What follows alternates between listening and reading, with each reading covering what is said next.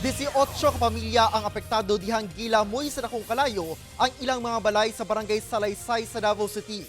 Maumatod pa'y pagbalik sa supply sa kuryente sa lugar dihang niulbo ang kalayo. Aniya ang report. Oh? Balay sa kong uyuan, nasunog na jud. Hindi na jud makaya. Grabing sunog ka. Yung matabang.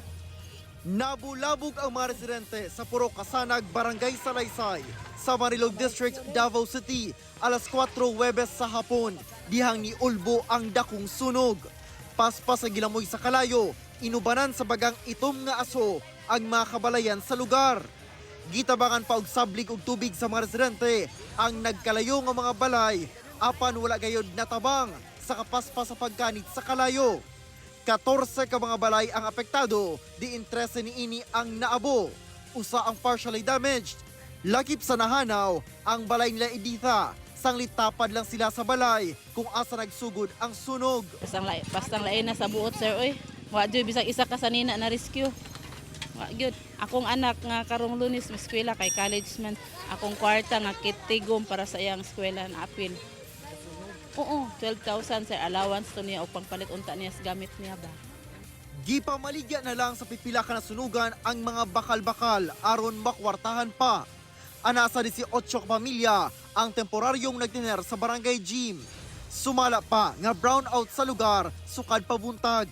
Apan didto na nagsugod ang pag-ulbo sa sunog, dihang nibalik na ang supply sa kuryente pagkahapon.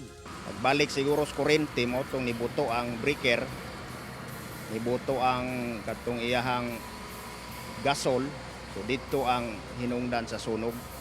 Gilayon sab nga nagpahigayon og taging sa mga apektadong residente ang Davao CSWDO. Nag-deploy sab dayon og mga personahe ang City Health Office sa evacuation area alang sa check-up sa mga apektadong residente.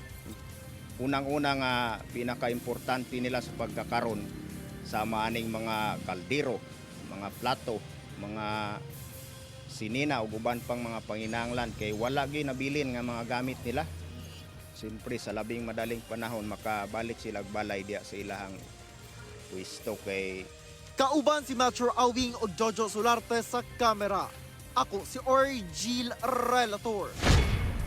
1 Mindanao.